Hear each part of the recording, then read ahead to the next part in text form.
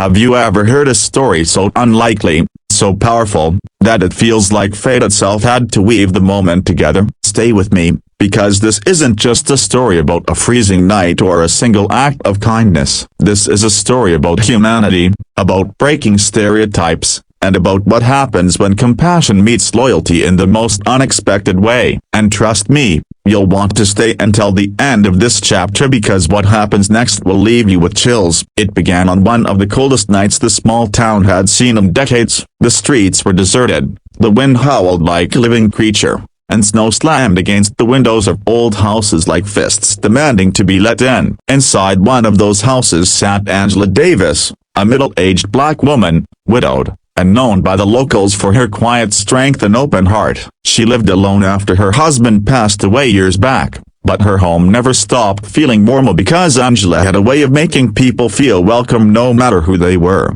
Angela had always believed that kindness was the last thing anyone could take from her. She didn't have much money, she didn't live in luxury, but what she had was a soul big enough to hold the world if it needed shelter. That night, though, even she wasn't prepared for what fate was about to send knocking on her door. Just past midnight, when the storm was at its worst, she heard Ida, a frantic pounding on the front door. At first, she hesitated. Who could be out there in weather like this? She pulled her shawl tightly around her shoulders, heart racing as she walked to the door. On the other side, she could hear muffled voices, desperate, and the sound of someone shivering uncontrollably. When she cracked open the door, what she saw stopped her in her tracks. Standing there in the freezing blizzard was a tall, bearded man with tattoos peeking out from beneath a worn leather jacket. His jacket had a patch Angela recognized immediately, even though she had never seen one up close before. It was the emblem of the Hells Angels Motorcycle Club. Behind him,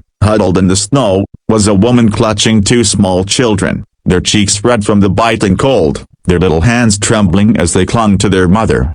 Angela's first instinct was fear. She had heard stories about biker gangs of violence, crime, roughness. Everything about the man screamed danger. Yet, when her eyes locked with his, she didn't see menace. She saw desperation. His lips were blue from the cold, his breath ragged, and in his eyes was a silent plea, "Please, help my family." For a moment, Angela's mind raced. She was alone. Letting strangers in a biker's, no less, it could be dangerous. But then, she glanced at the children. They couldn't have been more than 6 and 8. Their tiny bodies shivered violently against their mother's chest. Something inside Angela, something stronger than fear, told her she couldn't turn them away. "Get inside, quickly," she said, opening the door wider. The wind howled louder as they stumbled in, bringing with them the sharp sting of cold air. The man nearly collapsed as soon as he crossed the threshold. His wife's face was pale, her lips cracked, and the children could barely stand. Angela hurried them to the living room, stoking the fireplace until flames leapt and filled the space with warmth. The biker dropped heavily onto the couch, clutching his chest as if relief itself hurt. Angela grabbed blankets, wrapping the children first, then the mother, and finally draping one over the man. He looked at her with a mixture of gratitude and shame, his voice hoarse when he finally spoke. "Mama, broken bar, you didn't have to a broken bar." His words trailed off as he coughed violently. Angela handed him a steaming cup of tea she had quickly brewed, her steady hands betraying none of the storm in her chest. "Drink, all of you. You're safe here tonight." The mother began to cry softly, clutching Angela's hand. "Thank you, broken bar, thank you so much. We didn't know where else to go." Angela nodded, her own eyes misting. "You don't need to explain. You're here now. That's all that matters." As the night wore on, Angela learned fragments of their story. The man's name was Mitch, his wife was Carla,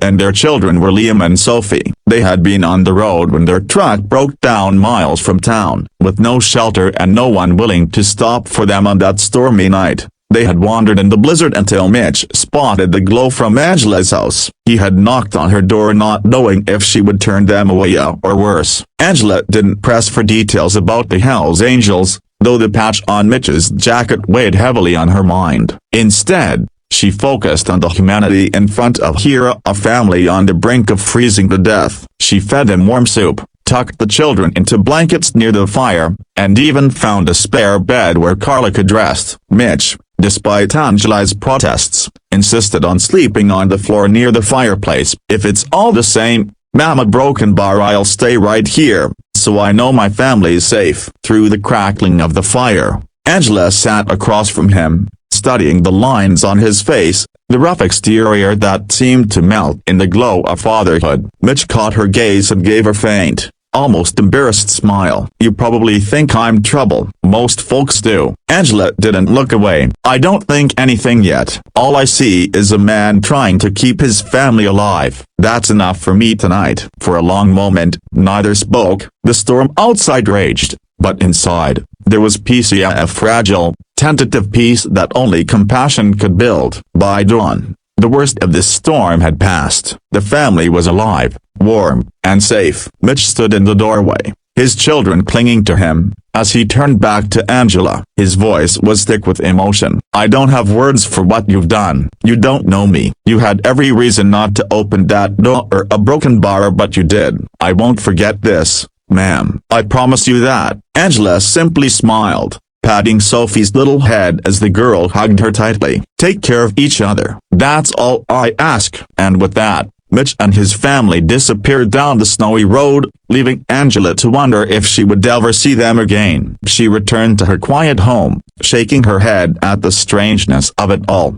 unaware that her single act of kindness was about to ripple further than she could ever. Angela thought life had returned to normal after that stormy night. She went back to her quiet routine, as attending her little garden in the mornings, reading her Bible in the evenings, and sometimes humming old gospel songs to herself while the kettle whistled on the stove. The family she had sheltered remained only a memory, one she recalled with a mix of warmth and curiosity. She hadn't expected to see them again. In her mind, she had given what she could, and that was the end of it. But fate, once again, had a different plan. 3 days after Mitch and his family left her home, Angela was sweeping her porch when a low, distant rumble began to drift over the horizon. At first, she thought it was thunder. The sky was clear, though, the sun glowing warm against the lingering snow. Then the rumble grew louder, deeper, until the ground itself seemed to tremble beneath her feet. She straightened slowly, broom in hand,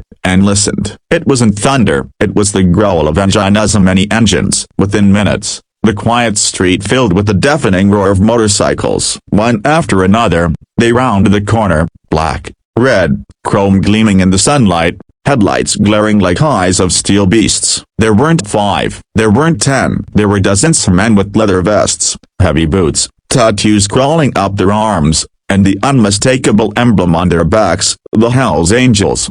Neighbors peeked nervously from behind curtains, pulling children away from windows. Some even locked their doors, whispering about trouble. Angela, however, stood her ground on the porch, her heart thudding in her chest as the wave of bikers slowed to a crawl, engines idling, until they came to a complete stop in front of her little house.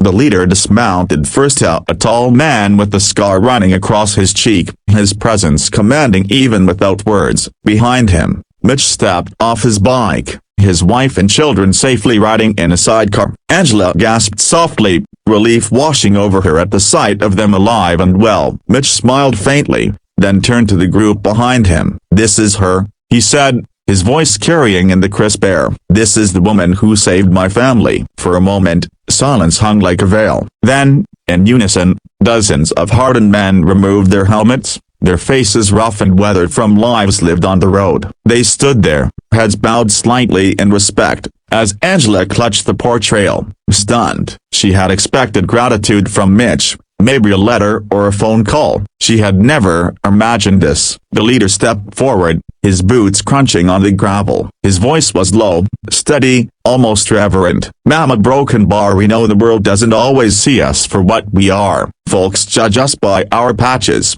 by the stories they hear. But what you did a broken bar, taking in one of ours, his wife, his kids, on a night when nobody else would have opened the door, or a broken bar, that means something to us. That means everything." Angela blinked rapidly, trying to process the moment. Dozens of Hells Angels, standing in her front yard, not as threats, but as men carrying an unspoken code of loyalty. She swallowed hard. "I only did what anyone should do," she said softly, though her voice trembled. "They needed help. That's all there was to it." The scarred leader shook his head slowly. "No, ma'am, not everyone would have done that. Most people would have slammed the door, but you didn't. You looked past the patches, past the fear, and for that a broken bar you've earned more than our thanks. You've earned our respect." Angela felt tears sting her eyes as Mitch stepped forward, wrapping her in a sudden, fierce embrace. The children followed, Sophie clinging to Angela's waist as Liam whispered a shy,